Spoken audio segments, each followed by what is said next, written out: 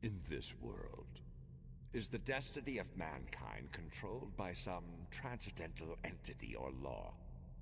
Is it like the hand of God hovering above? At least it is true that man has no control, even over his own will.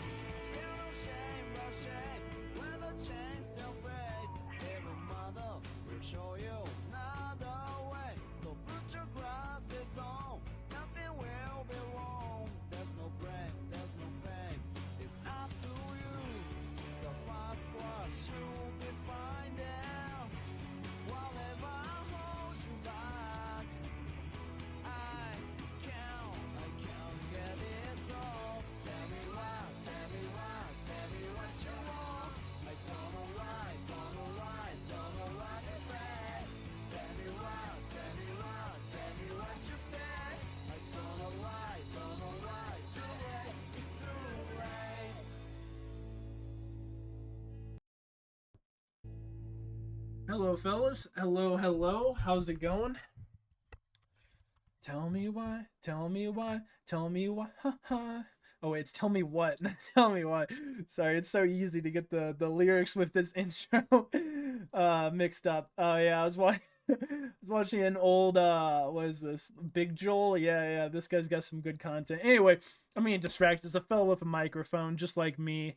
Let me get some of the music up for the recap real quick and we'll get into it. Boom, boom, boom. All right, turning down the music a little bit on my end and yours. All right, cool. All right, let me switch over. Oh, I don't have it up on this screen yet. My bad, my B. Yep, there it is. All right, cool.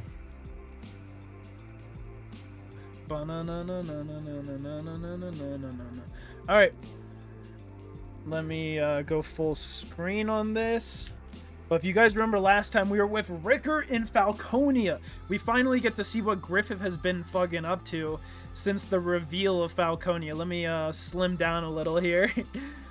But this is where we're at. This is where we're at, guys. We're fucking watching Erica about to get split in two. Yeah, no bueno. Not trying to see that. Thank God. Fucking Salat comes in, and then Daiba. Salat with the save. Daiba with the snakes, dude. Snakes! Oh, I'm losing my grip. Even Daiba's like, he comes in. They're all like, what the fuck? Someone's floating in the air? That's it, is it? Consider the debt repaid, youngin. Well, that's not what he sounds like. Consider the debt repaid, youngin. Beardy! But yeah, anyway, I love that nickname for Daiba. Oh man, Erica's the best. But yeah, anyway, the homies, dude, they're all like, what the fuck? Daiba? I mean, we already knew. We had some suspicions, but he looks exactly like the old lieutenant. Or I shouldn't say lieutenant general. But he's summoning all the snakes, all the mice, and they're tearing him apart. And we have the banished rock, Baki Raka member, this, I can't remember the Shadow's name right now, but this apostle, this outcast from the Kushan, specifically the Baki Raka, but he seems to be well known in all Kushan culture. As you'll, yeah. Anyway, an Emorous fiend, an Amorious fiend, an Amorpheus fiend, I see. But anyway, Rika!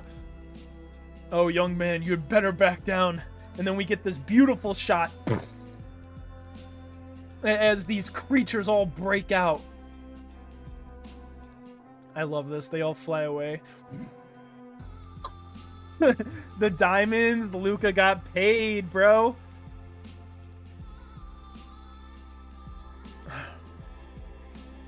You speak too soon, General. And we get this beautiful shot. Ricker, here! I love this. Beardy, get your head down. Was it? Because the bag blast, bros. I love how I've actually, if you guys ever played any like military simulator games, I've actually died in a game called Squad. I died to the back blast of a of a rocket one time. I was running by and I got clobbered by it. I was like, what the fuck? Hey, you learn after that. After your first death, you learn. Anyway, really fucking, I mean, Ricker is just the biggest balls in all of Falconia, dude. He doesn't give a fuck. He goes against the Falcon no matter what, bro. He's not staying here in this demon-filled city. Well, for his own reasons. But anyway, Ricker, he gives one last little look back. Then he looks down at Erica, and she's looking up at him. And that's all that matters, fellas. That's why Ricker left. He needs Erica to be safe. And, well, I think he even knew she wasn't safe in this city. Anyway, guys, quick recap, because we have a ton of chapters. A ton of chapters and a lot of explanation to do. Yeah, if you know the series well, you'll see pretty soon. You guys will see pretty soon. But yeah, anyway, that's it. And we're back on the ship. We're land ho! It's a Cedaro. The birds are, they're squawking. Squawk, squawk, squawk. Oh, wait, give me one sec. Let me put my, properties. No, that's not it. Is it filters?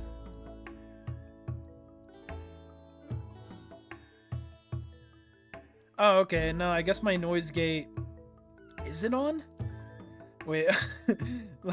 Usually I like to take it off so I can do, squawk, squawk! No, yeah, you... Squawk, squawk, squawk, squawk.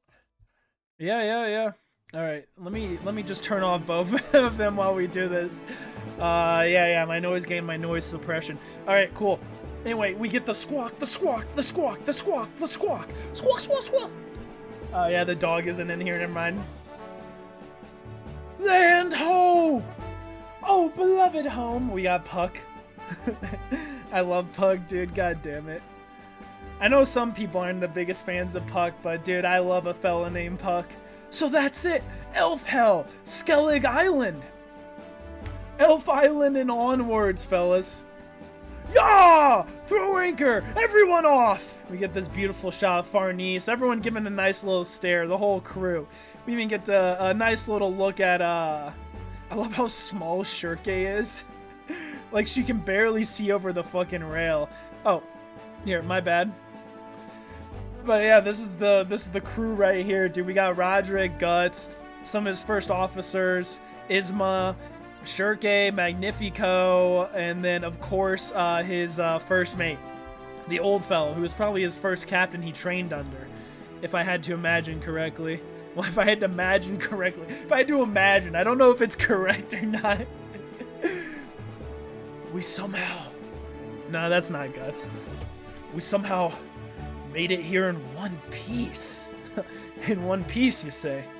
I can smell a gold vein. We have Magnifico scheming while Roderick and okay, so here's the thing, dude. Roderick is like, he's the bro for Guts. Serpico's too serious, let's be honest. He's almost always like, always serious, always ready, always fucking watching Farnese. So he's not really interested in being friends with anyone.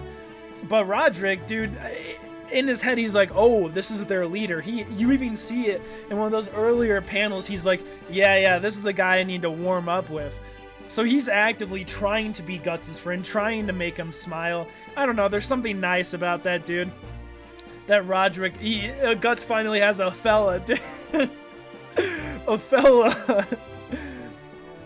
Just two soldiers, bro. One a captain, and one just, a demon-slaying fucking badass. You have my thanks, Captain. Pirates, ghost ships, sea monsters, not to mention mermaids. It's not been a boring trip. Hold on. How about throwing some gratitude this way? Just who? Ivarella! Right. I would never forget. Who knows how things would have turned out if all of you hadn't been there. I'm only good for chopping up bad guys after all. Healing wounds, looking after Casca during the fighting. All that would have been impossible for me. I'm grateful. You being that obedient is boring. I love Everella, dude. She's just another version of Pug. Man, the elves are great. And we even, while he's saying all this, Farnice is listening in. She can hear it. Even while she's watching over Casca, she gives a look and looks back, listening in on their little conversation, which is a little rude, Farnice. You're not supposed to do that sort of thing. But the boats drop down. I love Casca trying to touch the mermaids, Farnice trying to pull her back, and Serpico watching over both of them. Here we go! Yeah! Fucking Isidro. In another life, he'd be a pirate. You'll fall overboard. I love Shirkei. Dude, all their personalities, it all fits so well together. Anyway, I could meat ride this shit all day. Let's continue on. Well now, my old hometown, feeling sentimental. Puck? Now that you mention it, I haven't heard the story. Why'd you leave the island? You wanna know? Not really. Who cares? Then I shall tell you the tale of Puck, elfin hero. One day, I was fighting the boss of the seabirds threatening the island, Jonah the Gull, also known as the Foul Albatross. Wait, who? And here we go. I love it. Dude, they all look like Charlie Brown characters in this scene. Especially Shirkei, dude. That like simple animation that that Mira did sometimes with her. That simple like facial look. It reminds me so much of the Peanuts. Of Charlie Brown and all that. Isidro would be Linus, bro. He'd be the dirty motherfucker with the with the dirt cloud around him. I think that's Linus, or Linus might be the one with the blanket. Oh, it's been a long time since I've watched the Peanuts. Though I still listen to the Pumpkin Waltz. That's a pretty good song. On the land, in the sky, and at sea, we pitted the pride of our clans against each other. Give me that omega-3! For the fish, omega-3. Locked in a tireless struggle to the death. Then we got hungry and tired of it.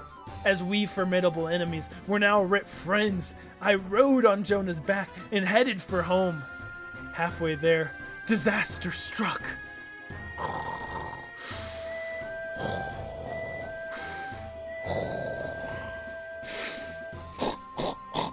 I love how he's pulling out fucking feathers and shit. And then he shits. He shits. He shits magical dust on the bird. And the bird's like, fuck you. Drops him off. Boop, boop, boop, boop. And he just falls on a ship. We have no idea what ship. We'll probably never know. A young man sets out on a journey across the vast seas of life. The prologue to Berserk. Seriously? Ugh. Could not care less. I love Isma loves it though, dude. All right, leading the charge. We will remain in this bay for now. Isma, take this. Whisper into the seashell and your voice will reach us. Raise it to your ear and you will hear us. If you are ever in need, use it. For you who lived among men, the elfin world is sure to hold many wonders. Go, but be careful. Okay. To you all, there is one thing I must say. On this island, the flow of time differs from the outside world. Flow of time? Could it be? That old wives' tale about children lured by elves to their village, having so much fun that they forget time, and when they return home, decades have passed. Ah, I've heard that one before. Strange. Even Shirkei and Isidro both have heard the same tales. Maybe they did both grow up in Midland, though, so it's not the strangest thing in the world. Then, time for us, and time on the Seahorse Wood. Time flows this way in the bay as well. However, I would not recommend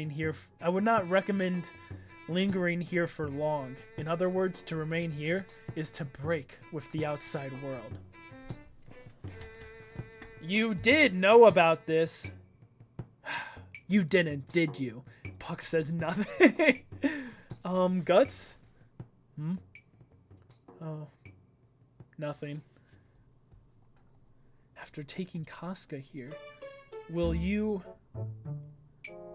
I love how, and then will you be accompanying us, Vice Commander? You know, it goes into, will you? It almost, man, I don't know. I can meat ride this all day. But, you know, it's the thing we've been talking about, Farnese's inner conflict. What is Guts gonna do once he has actual Casca back? Will he still value his friends? Will they all stay together? This is the end of their journey, but what happens after the journey?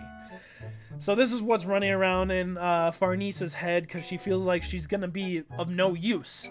The group isn't going to be grateful to have her anymore. And she wants to be useful. You see this time and time again. That's what Farnese wants. She's been abandoned all of her life. We've seen her backstory, intimately so.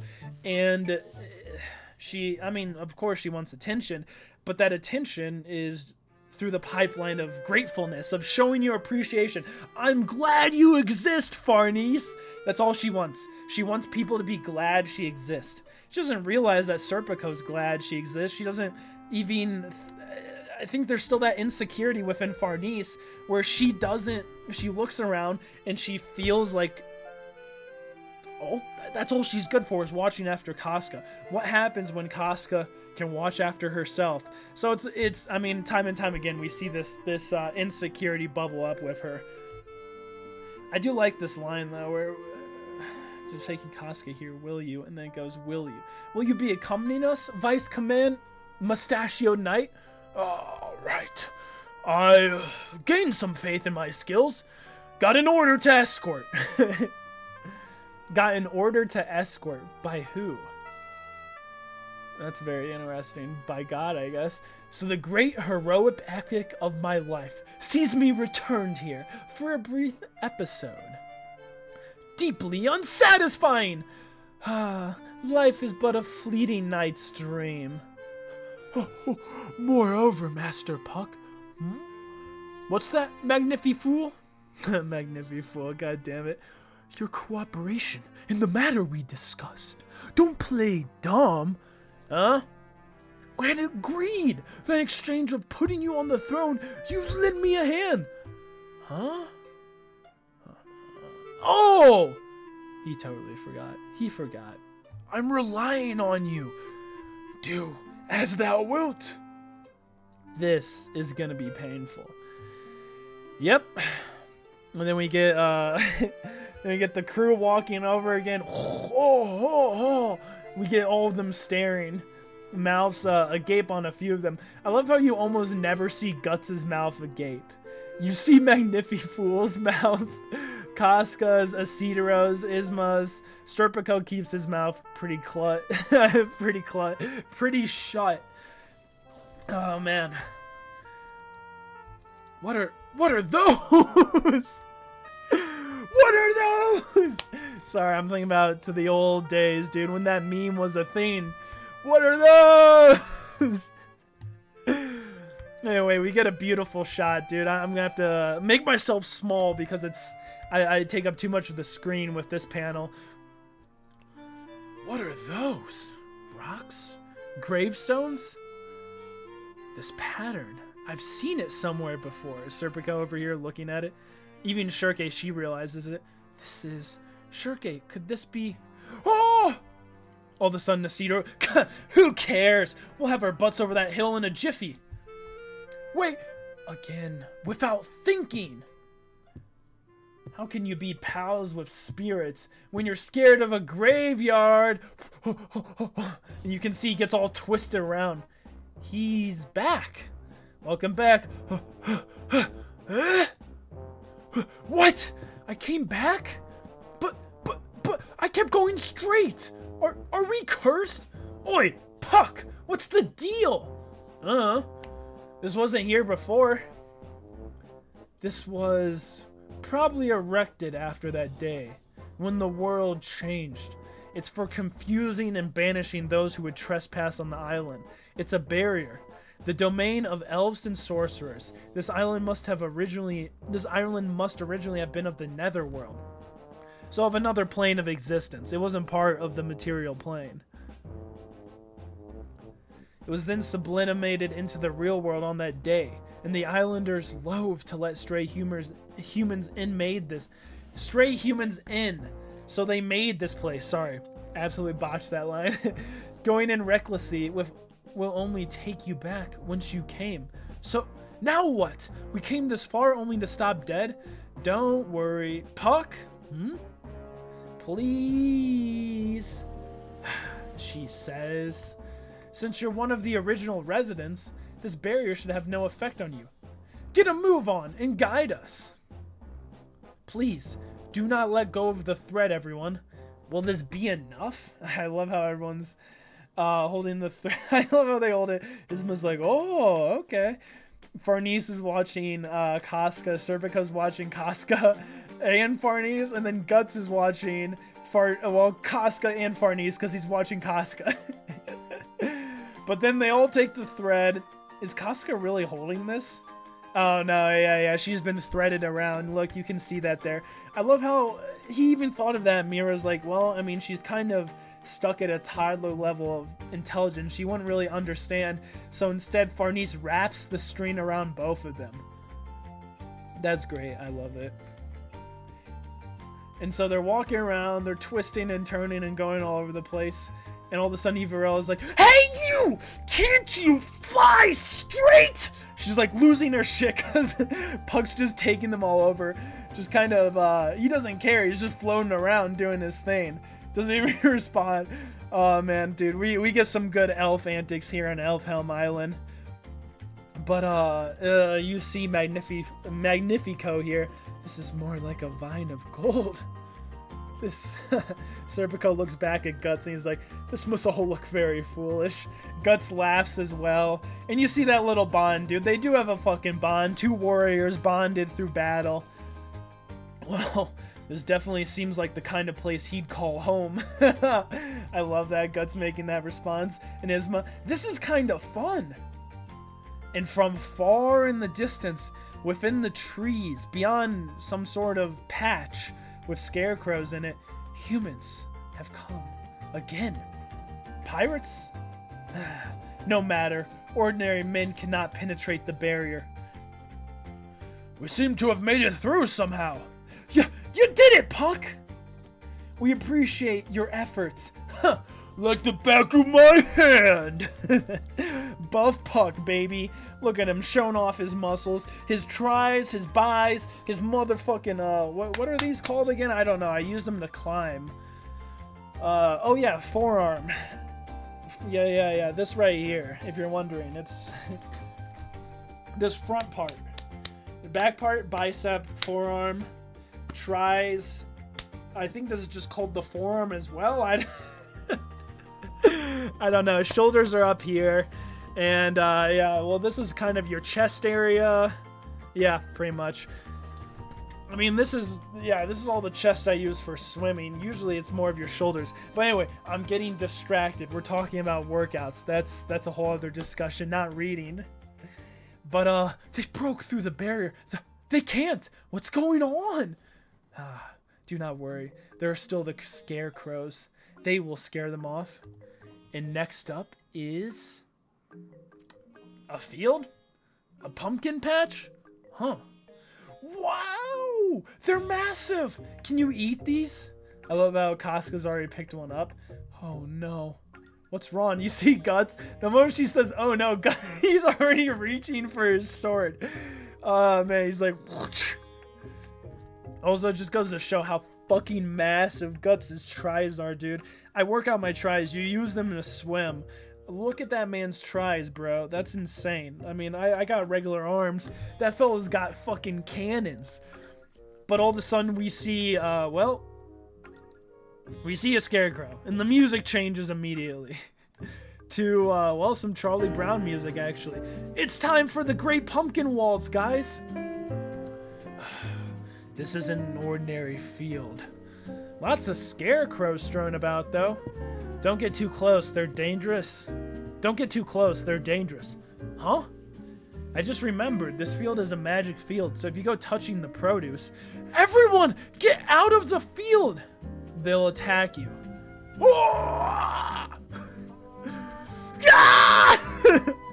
How does this keep happening? Deja vu? All of a sudden, a massive sword goes over Isidro and Puck, barely missing them, and Guts tears in half. At least try to learn from your mistakes. I love how he almost looks like a monkey right there. But yeah, more scarecrows. Guts, he's about to go berserk. Can't you tell from the music? Oh man. So yeah, as the Great Pumpkin Waltz plays, the scarecrows start waltzing with Guts and Isidro and the whole damn crew. Whoa! They've got long weapons, long reach. But to me, that just makes them an easy mark. And he gets up real close. This is a problem in From Software games when you have a long weapon and someone gets right up on your ass and it's hard to hit them unless you have like a spear. Yeah, if you have like a long swing weapon, it's easier to fucking cheese someone up close. So this is what Isidro does. Jesus the fell. And then Serpico, he's throwing out the wind, his wind weapons, and then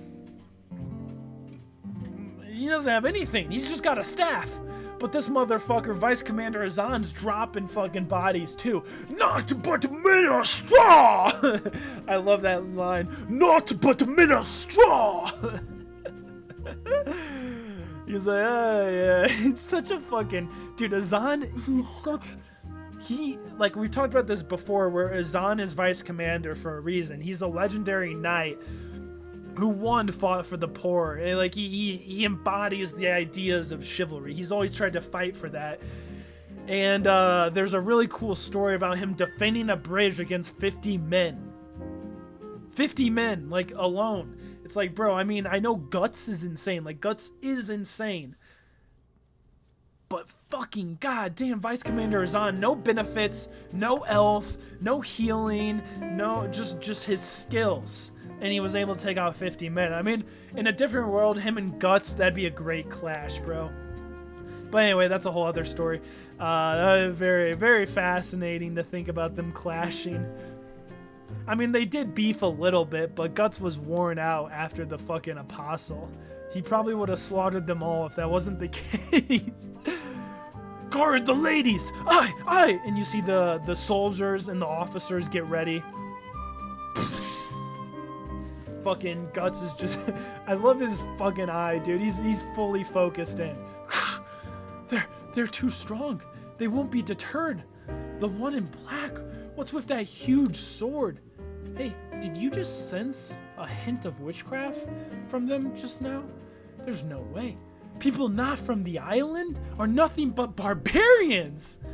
They better come to their senses. In that field, there's still... Whoa! What's it? The vines are wrapping around my legs! Alright, that's a trap. You dumbass! I'm in big trouble here! And all the pumpkins come alive now. A true beautiful pumpkin waltz, actually. Fully, dude, confirmed pumpkin waltz. But, what chapter are we on? 343. Okay, great. We've gone through 2 chapters.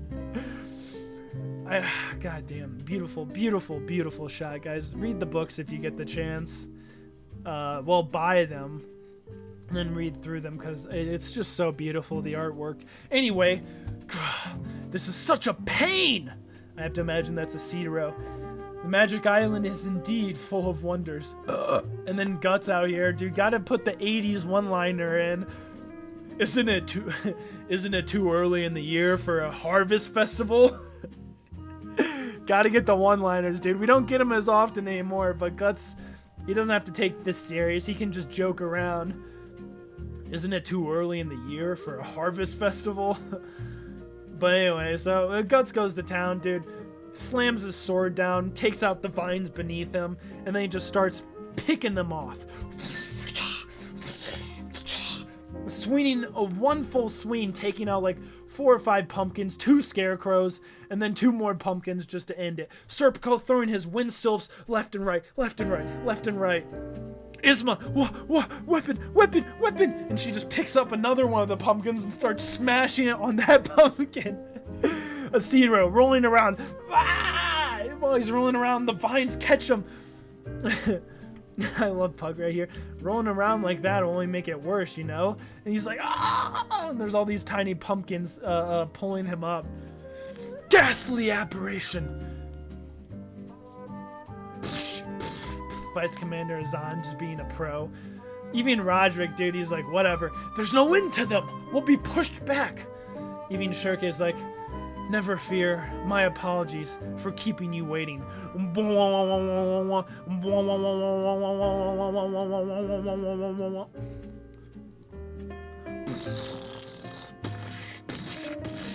they all fall apart. What on earth? This field has been ensorcered with the power of gnome spirits. With the power of gnomes, spirits of the earth. I've manipulated this art, returned it to the earth spirit's original work for a bountiful harvest. Huh. Magic for magic, huh? I love how it explodes into Cedaro's face. Oh, man. The scarecrows were defeated? Now what do we do?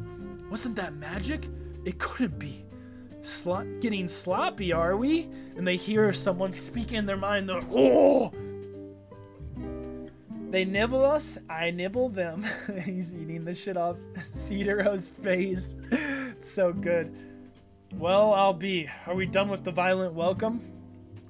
But no, we are not. And it is time to go off the pumpkin patch here, dude. And put on the Ocarina of Time music.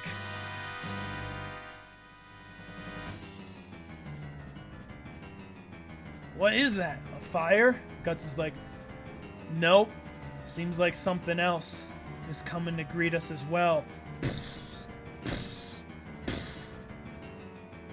One of the most beautiful shots. I love this. The Wicker Man! If you guys don't know what these are, the inspiration, right before we get back to the boss battle music, the inspiration comes from, Celtic culture. This is Celtic or Gallic? Was it Gallic culture or was this Celtic culture? I literally, oh no, yeah, priests of Celtic paganism.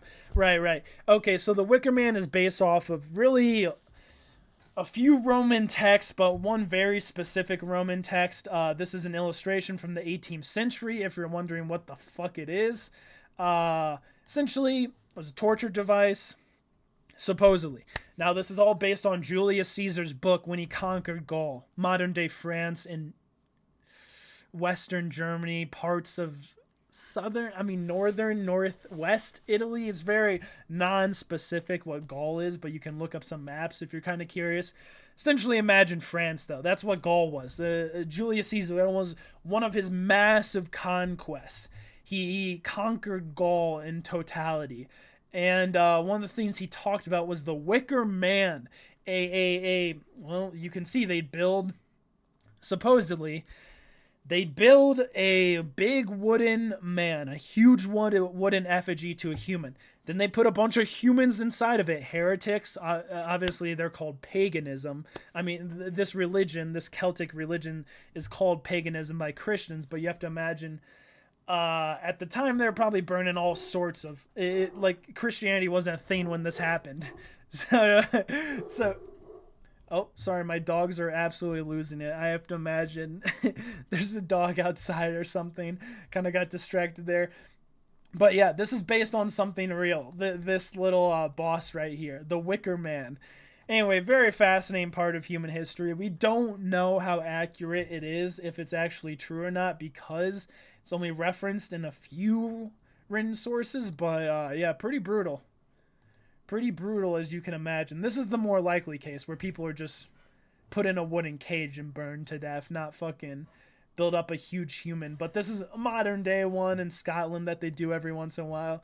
And then this is a small, like a modern pagan Wicker Man, but obviously that's not the ones we've seen in the illustration. This would be more like it in Poland. Recently they had a Wicker Man festival. I think that was from 2013. But yeah, so this is where it's based on. If you're curious about the history at all, the book I am talking about, by the way, is the Commentary on the Gallic War, if you're curious at all with history. But you do notice a lot of these symbols, a lot of the enemies. I mean, obviously, this is very common in fantasy. Authors like to get inspired by history, essentially retell certain aspects of history within their fantasy stories, and this is one of them. You see this multiple times when Mira uses. I mean, you can see it in Indian culture too, where some of the big baddies in Berserk are based off of Indian gods, Hindu gods. Anyway, I guess not all of India is Hindu, but you get what I mean. It's based on all these spiritual practices and all these historical things around the world. I know we always we meme about Mira. I can't remember what it was that he always played that one fucking game. But it's like this homie was probably reading history books all the time too. If you knew about the Wicker Man, I mean, it's a pretty fucking insane thing. But I don't know. I don't know many people who know about the historical background to the Wicker Man. So I gotta give him props, dude. He put in a very, very interesting aspect of human history that we don't even know if it's real or not, but he made it fully real. And you can see it here, dude. There's souls inside. For sure, there's souls inside of that fucking beast. Anyway, let's get back to you can see them fucking struggling. The boss of the Scarecrows? That's a Wicker Man!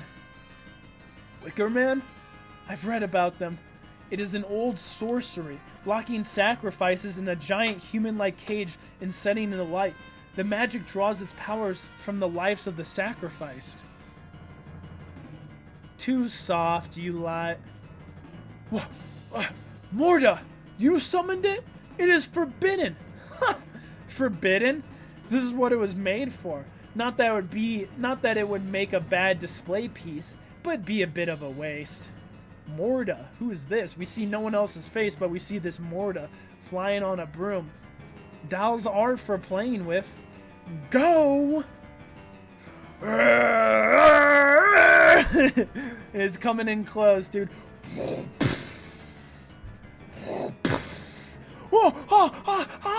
I love how Guts is in the movie. He's like, whatever. Go, do it.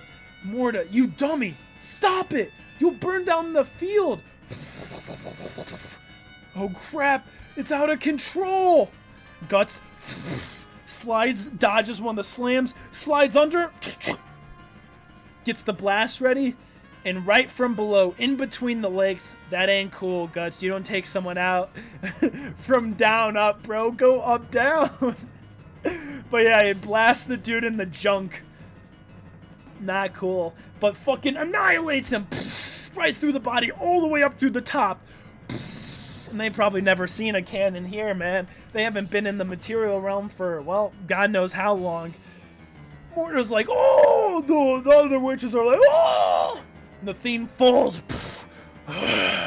And before he can get up, Guts uses the classic. Knock him down with the cannon, hit their head with the sword. That's exactly what he does. Releasing the souls, annihilating the Wicker Man, and going Berserk! Alright, sorry for blasting your ears with that one. 344, yeah, we got a ways to go. But Guts is like, yeah, you did it! Yep, Guts, and there's no more boss battle music. It's just relaxing Skellige music now. You did it! Bravo! But all is not well. At this rate, the fire will engulf the entire field. Oh, we should jet right the heck out. Not so fast, interlopers. You've just ruined my darling doll. There shall be no escape for you. You may burn. A witch? That is a witch. Oh, look at that. She's flying on a broomstick. Now that's the real deal. A whole other league from certain other bratty little witches, isn't she? Hot. Hot.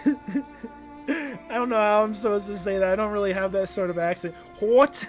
Hot. Hot. Everilla, you're dead! Please wait. We are not your enemy. You? Why would a sorceress be here? And elves too. Morda, that's why we told you to wait. This is just like you. You never listen. Right. Now we get to see the other 3 schemers and their children, kind of like Morda, a little young. Are you the islands? The sorcerers of Skellig Island. Talk later. If we don't do something now, the orchard will go up in smoke. Oh, I worked so hard for those pumpkins. Although Morda's not saying anything. But the fire burns fiercely. We might not have a choice but to call the mage. Mage? Want some? They're well done. Thanks. Huh? Is that you, Puck? Oh, they recognize Puck. All of a sudden, and we get rain. Rain all over. Interesting.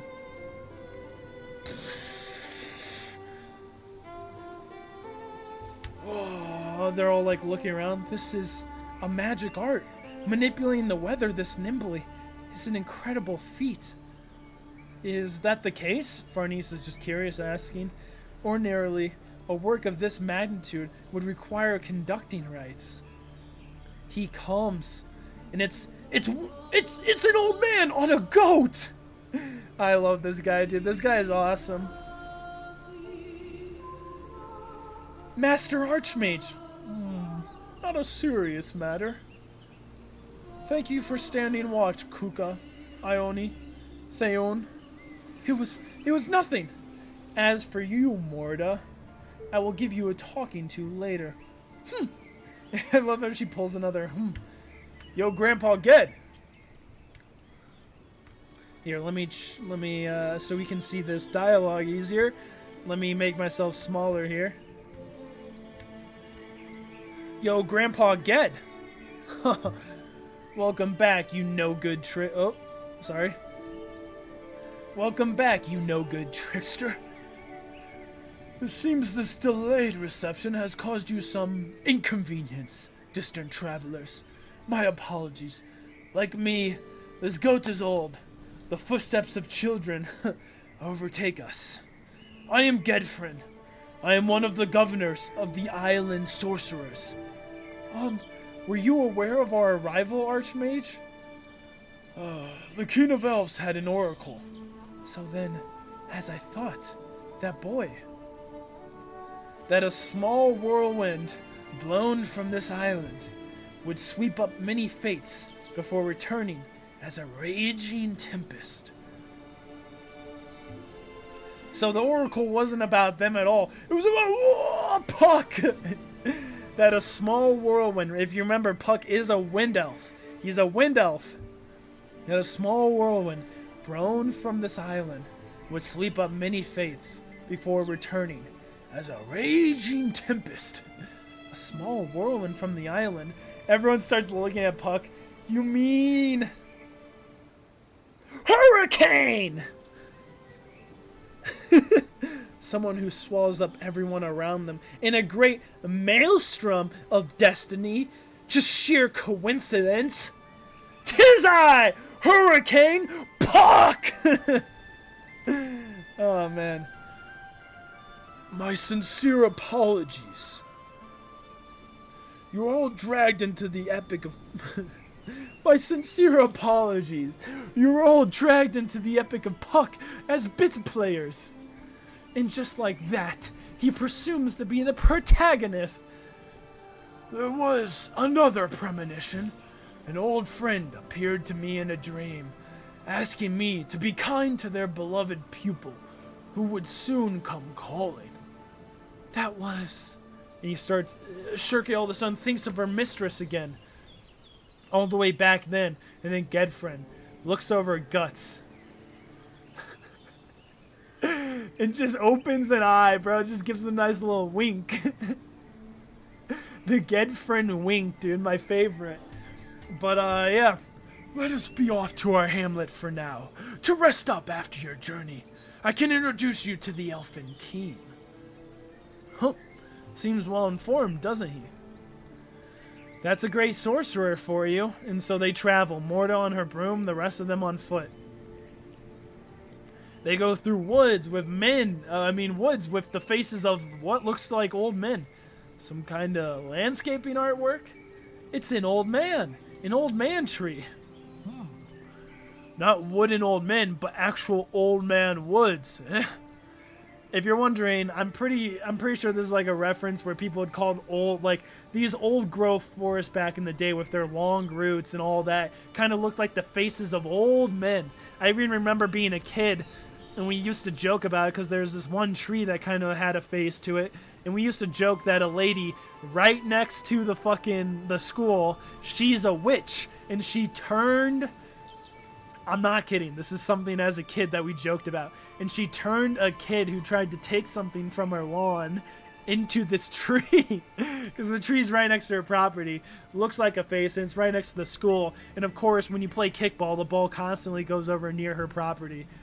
So it's just kind of funny, man. It just really is. Like, you do see faces in trees, especially as a kid. Some kind of landscaping artwork? It's an old man tree. Not wooden old men, but actual old man woods. How queer. They look like they could come alive any second. That's awesome. Ah! Oh, my hand! Ah! They do that. Bah! The fool. People from outside the island do live up to their reputation. Him especially. Come on, stop messing around and let's go. Don't lick me, not the tongue. I'm Kuka, by the way. Ione, Thayun here. Shirke, pleased to meet you. Call me Ivarella. And then they point up to Morta. That's Morta. How did 2 elves and a sorceress like yourselves end up keeping such company? Oh, sticky tree sap. You fiend! What are you doing? I love how he's rubbing it on Magnifico. You fiend! What is Puck saying? Orlin Shorts. I literally can't read that. I'm not sure. Yeah, various twists of fates. We journey to, and then she kind of, they all look over. She gives them the little telepathic. So you've come to reclaim her mind, the brand. We come in search of lands where a cursed woman may find peace. That is what her companions want, supposedly. I've heard that the Flower Storm King can reach the innermost depths of one's heart with his Hall of Dreams. It might be possible. Truly? She looks back, smiling at Guts. And you can see Shirke, we've talked about this before, she has some, like, it's probably partially paternal because she's never had a father or any male role model in her life, and then partially not paternal. She also seems to have actual feelings for Guts, like a child's crush on an older man. He's more of a figure for her, a role model, but that's intertwined with these, her essentially when you first feel those feelings of attraction. When you're first birthing adulthood, essentially, and you start to have feelings beyond the most basic of childhood, is what I should say. I don't really, I don't know, I don't have any kids, so I obviously can't speak to it.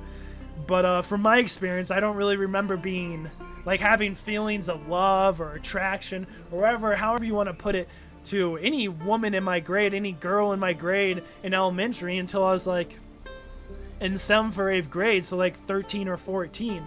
I didn't really think about it before that.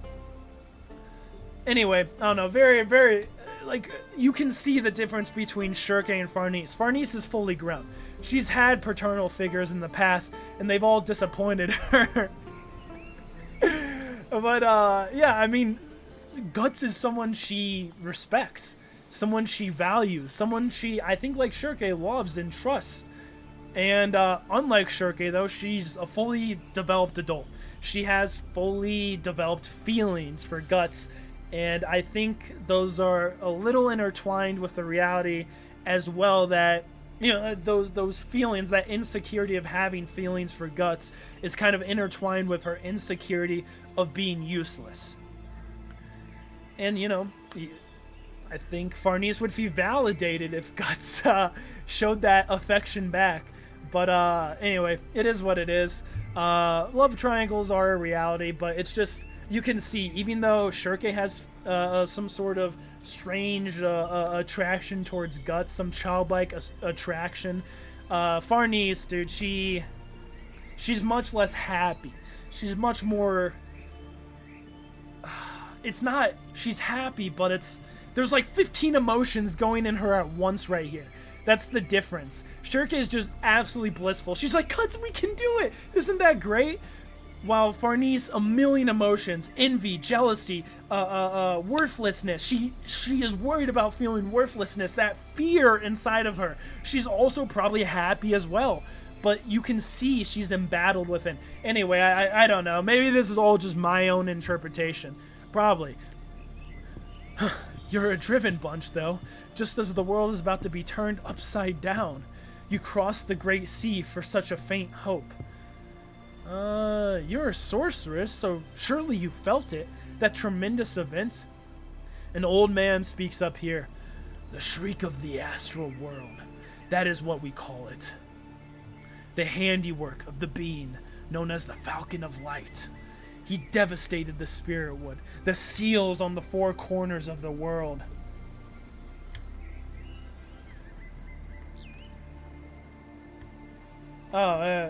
Oh, shit. Sorry, I was so zoomed in, I didn't realize there was more. I was, like, confused. I was like, this doesn't track. The Falcon of Light? The Spirit Wood? And when he says this, you see Guts go... He's already staring. He's like, what? Falcon of Light? What has he done, old man? Guts. Is that Guts? What has he done, old man? Details will have to wait. I actually don't know who's saying this. Details will have to wait until we reach the village. See, it is just over yonder. And we're gonna put up just a little song to introduce this place. That is the Flowerstorm Keen's Elfhelm. It is also the home of us sorcerers. So these are all cherry blossom trees. That cherry tree, it's freaking huge! I can't find the words for it. A storm of cherry blossoms. Aptly named. And here we get it, dude. A storm of cherry blossoms. And on the top, a massive cherry blossom tree towering over it all.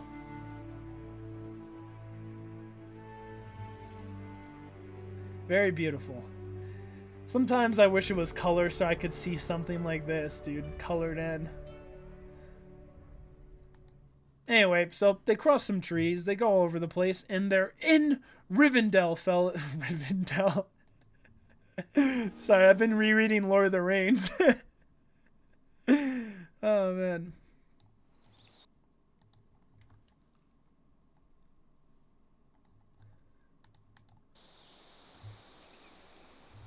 Whoa! And you can see all these tree houses, these house trees. Now this brings back memories, doesn't it? Even Shirke is happy. It's reminding her of home. Hatville! I love that. Fucking is, but never change. Looking like Shirke's old place all around. Yeah, even Puck's like, it hasn't changed a bit. What are they doing? Over there. Oh wait, let me turn down the volume a little bit. Sorry, still had the other one, which is much more silent. Yeah, this music's a little louder. The youngsters are practicing. Sorry, I'm just trying to mess with it. Using their energies, making small tree spouts like that is delicate work and excellent training. Ah, that takes me back. I used to do that very often, though I had no one else to do it with. I'll introduce you later. Here we learn and teach each other, according to our abilities. That way, everyone can refine their magics every day.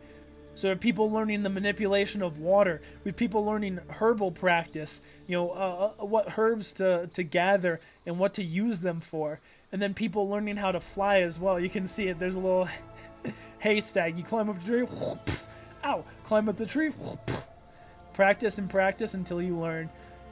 There are some mages who immerse themselves completely in arcane studies. But if you become their apprentice and help them with their research, there is much to learn. I see. I love Cervico looking over. A sorcerer training camp. Rather, a seat of arcane academics. How wonderful! I love Farnese saying that, and Cervico's like, okay. He doesn't know how to react to his half sister, dude, having fucking magical skills. Loving it, dude. Loving being a witch pagan. Meh, it's just dull here. Morta! We perfect our skills, but don't set foot outside the island. It's a waste of time and talent. What are you even saying? The pursuit of universal truth in all creation? This is what sorcerers are all about! So you can see she's fully bought into the Elfhelm fucking, what do you call it? The Elfhelm code. The Elfhelm code. Their culture and code. Say, tell me something new about the outside world. Hey, don't just... You're too set in your ways, Kuka. I think broadening your horizons... sorry, someone just texted me.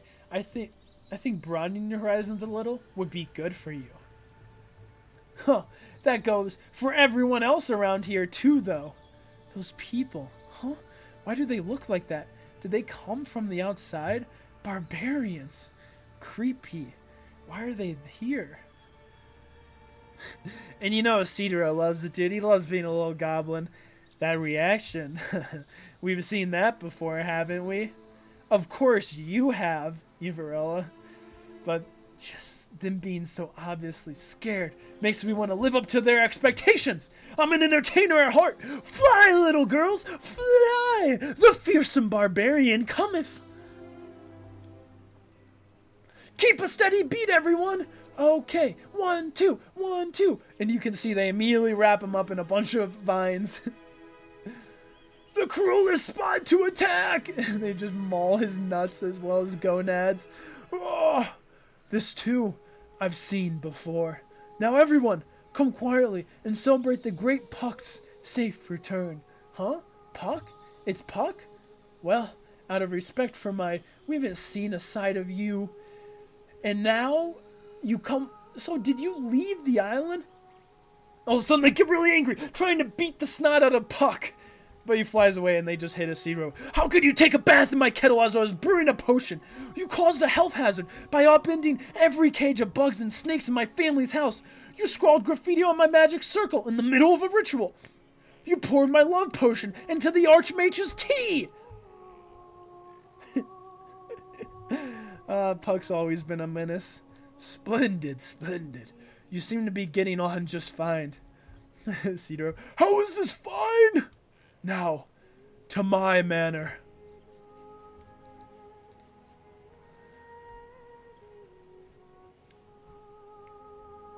Alright, guys, well, seems the mage has got a little berserk there on Isidro's gonads. Berserk! About to go... Oh no, dude. Oh no, I had this issue yesterday. I don't know if it's because their servers are fucking up or what. I might have to find a backup, but it wasn't loading when I was rereading through and getting all my notes and music ready. This is unfortunate. We might have to stop if it doesn't load. I'd rather not go searching for a panel right now. Well, I'm more dependable panel at the moment. This is unfortunate. Well, here. I'll let it load for like 2 minutes. Let me see if I can get it. Oh. It's not at all what I wanted, but okay. Alright. Alright, maybe that fixed it.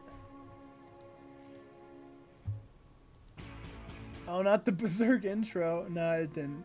Alright, give me 1 second, guys. I'm gonna see if I can find another one. Let me pull my don't have my keyboard over here, so let me pull it over. No, we don't want movies and TV. We just want the mega thread so I can find...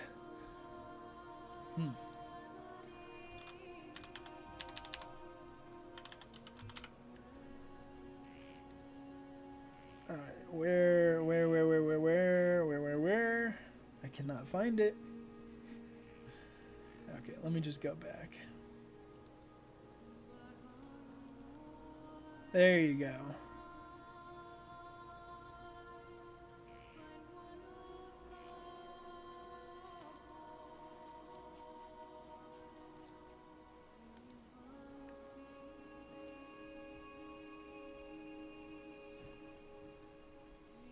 Oh, okay, strange. Oh yeah, okay, here you go. No, no, we don't want that.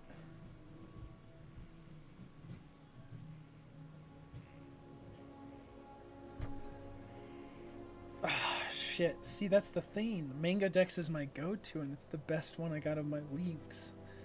Alright, well, let's see if any of these others...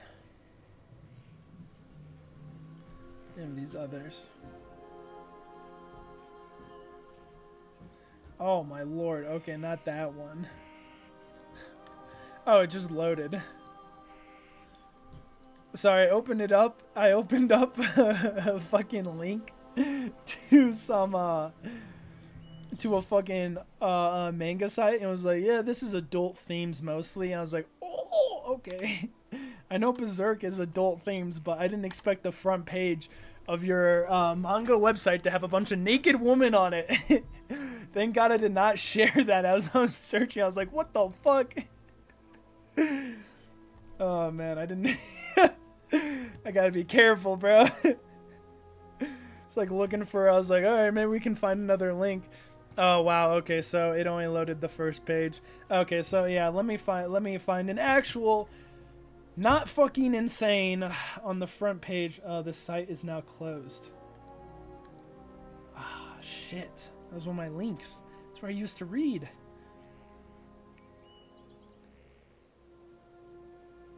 Oh, dude. Alright, guys. Sorry. Let me keep going. See if I can find something on here. Alright, yeah. Start reading. Let's go to chapter... What are we on? 345.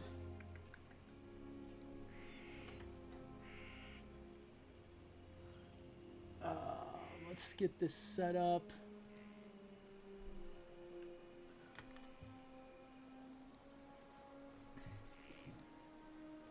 Oh, it's just not loading. It's literally not loading one fucking panel. Random panels, they don't want to load, dude. The fuck? It's such a... Alright, yeah, sorry guys. Let's just, oh, actually load on here. Okay, I guess we'll just stay in here for now. And then we've got the backup just in case we still have issues with loading. Yeah, I have to imagine something with their servers, because if I can load it up on another site, then it's not my internet. But yeah, as we go inside, we get this beautiful fucking tree. And let me make myself super tiny here. It's huge! Bet your whole spirit tree could house... Bet your whole spirit tree house could fit in here. It is massive. It's an insanely large spirit tree. And we got at the far end a beautiful... I mean, what a fucking beautiful hall. We've got 3 old men looking similar to Gedwin, and then some other fella right there. Checkmate, is it not? Well then. That's not him. Checkmate, is it not? Oh, well then. I believe my elixir will soon be done brewing. Must be going. Danan, dear. Is it time for supper yet? Again with the transparent attempts to escape. You're one to talk. Just last night, you were babbling about a right, even though the moon was not even out. Blatant. Come now, you just ate, elder. Did I? I love these elders, bro. They're so fucking old. This one guy just rubbing a kitty, just fucking zoning out. These two fellas playing a game of chess. All of them with drinks and a few snacks to boot. So that was the other lady, Danan. Looks like she's got like a broom or something. Is this a... I love the cedar right here. Is this a hangout spot for the village olds or what? How rude! These gentlemen are archmages, governing the village, same as Master Gedfrin, Master Skirbil, the perplexed, Master Thrain, the settled, Master Ginnar, the ponderous. I guess I should have gone with this guy first, but I just looked at this one. So this is Skirbil, this is Thrain, and then this is Master Ginnar. And Danan the domestic. Welcome, welcome. And little Puck, welcome home from your long journey. I'm back! They say traveling makes you grow as a person, but somehow, have you grown smaller? No, he's really cut loose. I think she's talking about his stomach. I'm putting the kettle on, so please make yourselves at home. Sorry, but before all that, the King of Fairies, can you take us to the Flower Storm King? Guts, I have something I have to ask him. I came all the way here only for that. My goal is just in front of me. If you could. Gedfrin doesn't say anything for a second. I understand your impatience. First, you must rest, weary travelers. Sprites they may be, but an elf will not just up and vanish while you take tea. But such hastiness would just sour the king's disposition. Wouldn't you agree? And Guts is like, are you fucking kidding? He's like, oh. Not to mention that your companions are tired from your long journey. Quite so, quite so. So let us have some tea, am I right, good sir? I love Magnifico so much. You never break character, do you? And besides, it looks like your companions are taking a liking to Danan's baked goods. Witchy treats! Can't get enough, can't get enough! My soul food! Not bad. It's got something on Flora's it's got nothing on Flora's confectionery though. Flora's little pantry. Danan, dear, supper, supper. Fine, I get it. Don't worry. Don't rush. Everything is a rush. And there's cake. Cake! Cake! They're all running to get the cake. It seems the barbarity of our recent circumstances seems to have left its mark. Ghost just smiles a little bit. He's like, yeah. And so as the witches, they stay outside the hall, they're all pointing up, there's people in there, outsiders, outsiders. You can see them now gathering around, looking in. Trolls and Kushan, oh, they're having a little meal. This looks awesome, little soup and everything. Trolls and Kushan beasts, ghost ships and sea gods? That's quite the pilgrimage. Cedro, I guess. I love how Morta's listening but not taking... Dude, I'd feast, dog. You gotta get some food in. Guts' fucking sword, guys. If you ever needed scale, Jesus fucking Christ, bro. Look at that fucking thing. Guts is sitting two people. There are two kids in between Guts and Shirke, and the blade reaches all the way to the end of Shirke. And past, well, just about to Guts' main back, and his handle past that. God damn, brother. Just, putting our lives on the line in deadly battles, day in and day out, save for some small exaggeration. Whoa, is that Guts? Save for some small exaggerations? That's the gist of it. Truly? Yes. That we made it here in one piece is quite a wonder, bordering on unbelievable. And I say that as a sorceress.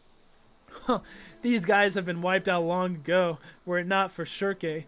The The outside world seems truly terrifying. Huh. I'd call it stimulating. Sounds very interesting. And then here we go, dude. Here's our first fucking... We're about to get a big lore drop by our fella in Christ over here. Gotta put on the Bahamut music now.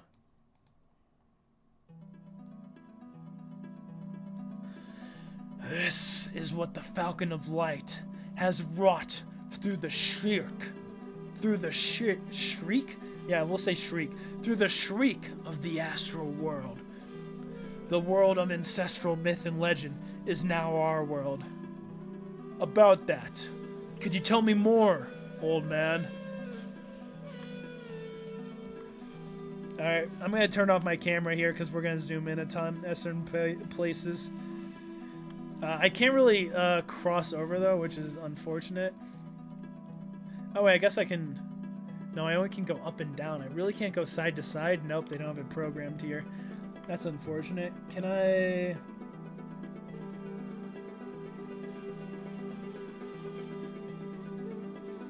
Oh, yeah, they let me do it on this one.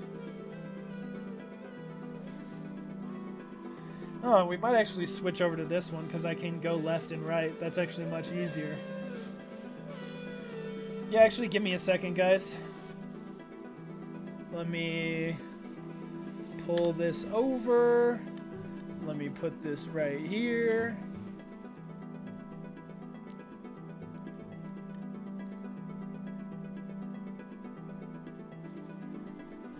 Alright, let's get down, let's get down, let's get down. Alright, so he's gonna give us the lore, the drop down. I guess it doesn't go beyond this, so yep. Since that day, have any of you caught sight of the branches that appear to stretch through the sky? Oh, those things you see sometimes on clear days? I thought they were strangely shaped clouds or something. They're quite convenient for us sailors. You can use them like constellations, but in broad daylight. I love that with Roderick. He's kind of explaining the practical utilization that people have with these branches, dude. They're like constellations. Oh, man, such an interesting way. He's such a fucking sailor. That is the World Tree. It's a huge tree of legend that's said to connect the heavens, the earth, and the underworld. Those are its branches. World Tree. And even Isidro recognizes this. I've heard of it. It's from old folk tales, right? The magical interpretation is a tad more complex, though. You mean the Dragon Path? Oh, that's Flora's dearest student for you. You've learned well. It's literally a massive fissure that penetrates the world. That penetrates the world, piercing deep into the layers of the physical and astral worlds. A massive fissure. So the World Tree is a massive fissure. It connects all the worlds, but it also splits them all, you know? Kind of making a gate into every world. Fissure? A crack? What's that about? Try visualizing something like a mole burrow. On a very rare occasion, such as during a full moon, paths will connect the physical and astral worlds. Small ones are called the Elfhelm path, and they connect to the astral world's shallows. Occasionally, children in the woods will get lost on them. Wait, what are they called? The Elfhelm path. I see, because elves constantly take those. Because they're the closest in the astral realm. Okay, I can put the camera back on after that panel. Oh yeah, I should fucking... My bad. Put it in full screen again. And larger ones are called the Dragon Path and reach deep into the astral world. And we know that. We've seen this, dude. We've seen the Dragon Path open before. That's egg at your side is a fetish for opening the Dragon Path deep into the abyss. What is that? How sinister! I love Isidro. Mr. Potato Head? Makes me laugh. My concern is whether that belongs to you, or if you're merely carrying it. Which could it be? Hell, you're a mage, alright. Hell, you're a mage, alright. I once heard the same kind of thing in another forest. I like that as he's throwing it. He thinks back to Shirke's mistress. Shirke's probably thinking about it too. And yeah, he is pretty much saying the same thing, that connects to a deeper world, a magical fetish. And like I said before, this is mine! I love how Puck takes it. Hey, isn't that thing dangerous? It's downright ghastly. Don't let it curse you. Oh, they're in the window, I see. Sure enough, he's even like this back home. Here, look! Eek! No! Shoo! He's cute up close. His favorite food's even cheese. Cheese. How'd you know that, Puck? Excuse me.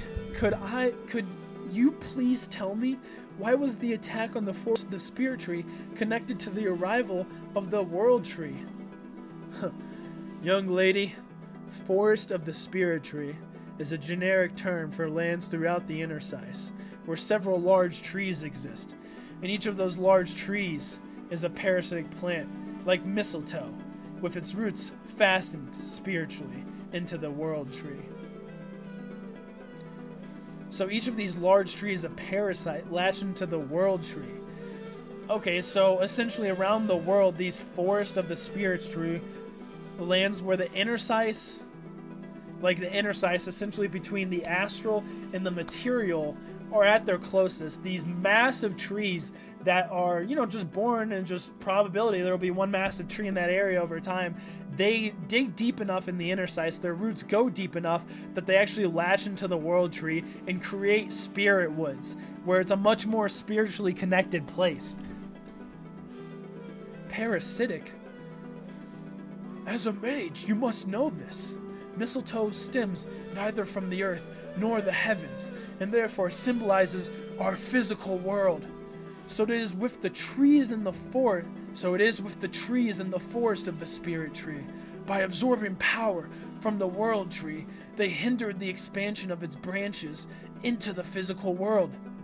Mages living in the forest of the Spirit Tree use the vast spiritual power surrounding their tree to deepen their understanding of magic, while guarding that land and maintaining balance between the physical and astral worlds. So now we understand, this is how Flora made all this shit. Her tree was technically a parasite on the World Tree, a spiritual well of power because its roots dug deep enough to find the World Tree. And then it just became, obviously this. Your mistress was one such mage. Mistress. I love how Danan's serving oranges and Puck just takes one up. The forest of the Spirit Tree is now almost entirely ashes. Forest of the Spirit Tree. And so the World Tree has gone rampant, recalling the ancient chaos of the intermingled physical and astral worlds. So that's part of the reason why Griffith attacked her. We found out earlier is partially because she was a risk. She was a magical opposition to Griffith. So he's got to take her out now instead of later when she could possibly fucking show up and help the mages out, dude. And so he killed her, and he probably killed other mages, other forest, other mages who were looking over these forests, these spirit forests. But now that all the forest of the Spirit Tree is almost entirely ashes, and so the World Tree has grown rampant, recalling the ancient chaos. So there used to be a time in the past where the physical and the astral worlds were much more intermingled. Thus, I'd like to ask the Black Swordsman about his deep connection with him. Who is the Hawk of Light? What is his desires, so much that he'd be reincarnated as the guardian angel of longing, and then transform the world this way? Can you tell me? As the guardian angel of longing, what does that mean? And then transform the world this way. Why would he do all this? And well, when Guts thinks about it, a certain theme plays. One of the God Hand.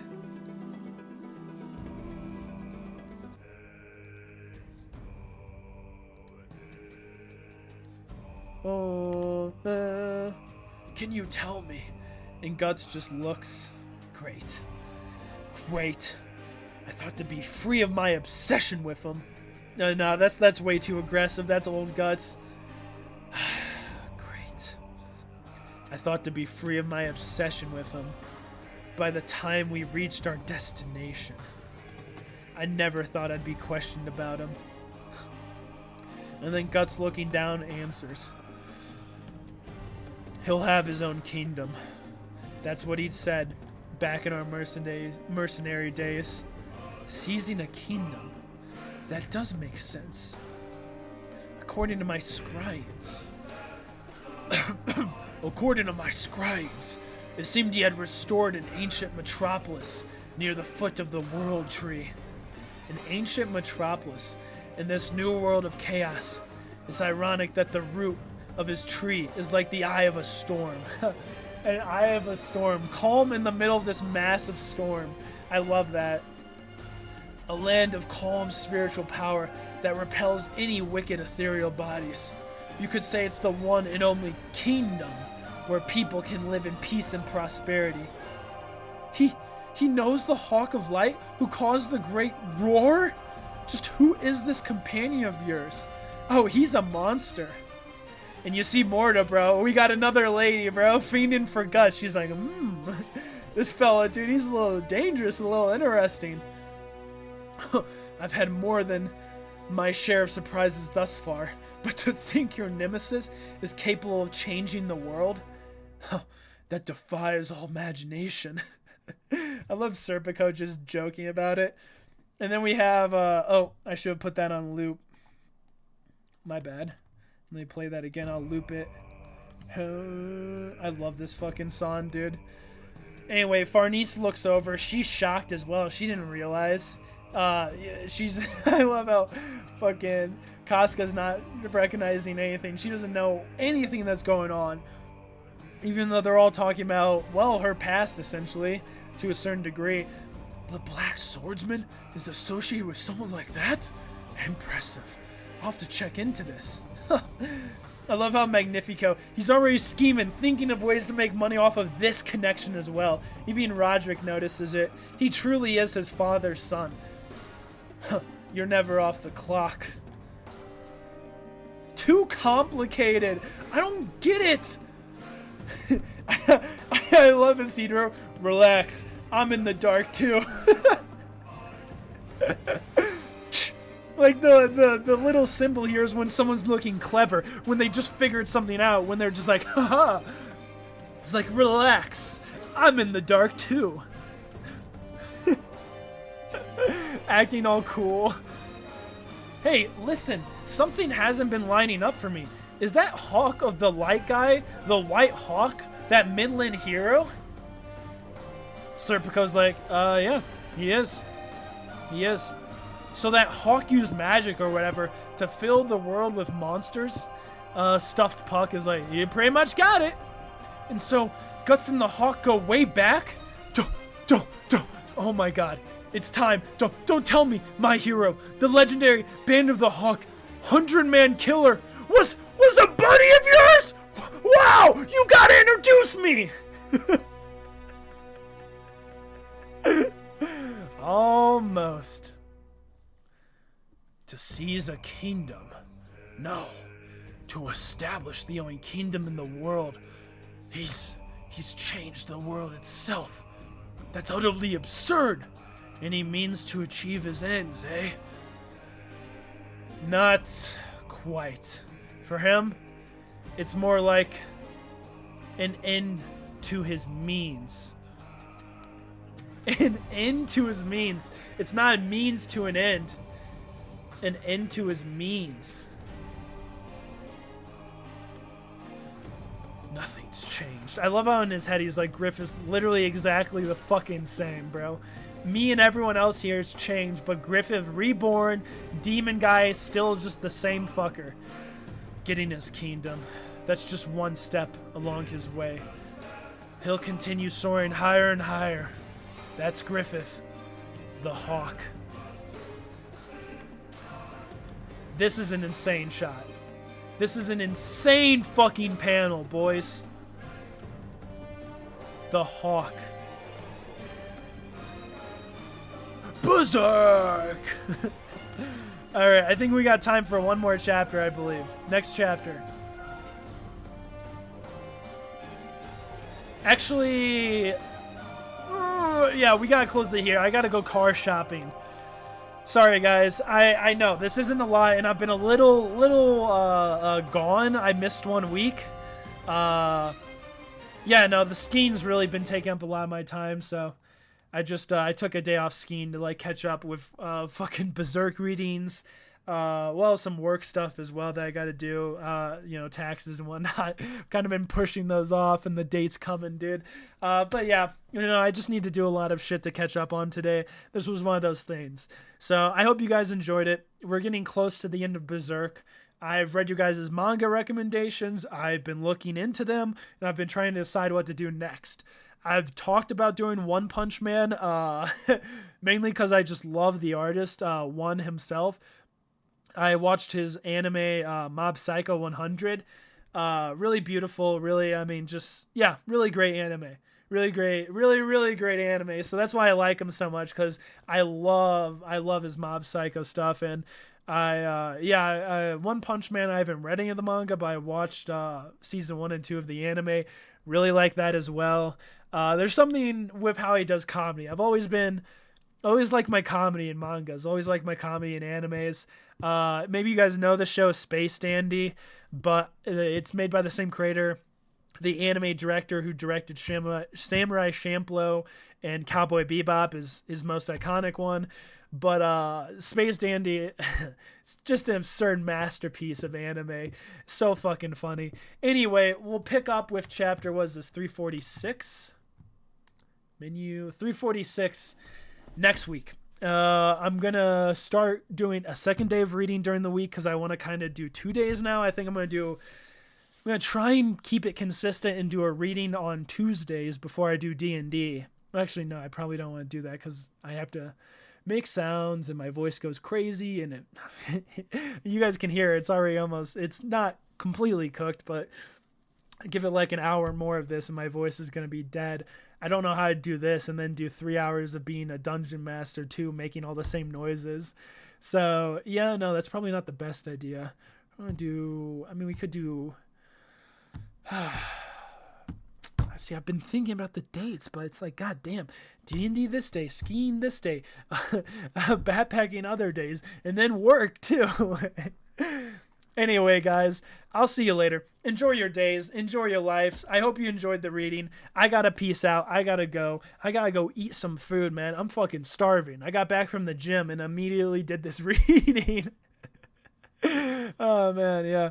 Yeah, it's about 11 right now, so yeah, I gotta go. I gotta get to the car lots and start fucking looking at cars, man. I've been slacking on getting a new car. My old one got totaled a few months ago. I just haven't bought one. You know, I mean, if you can get to work on foot or on your bike, you're chilling. And that's what I do. I bike to work. So it's, it's not too bad. Outside of that, once I'm at work, I think you guys know this, but I do outside. Okay. Who cares? I'll see you guys later. I gotta go to the dealership right now and check out some Priuses. Bye-bye.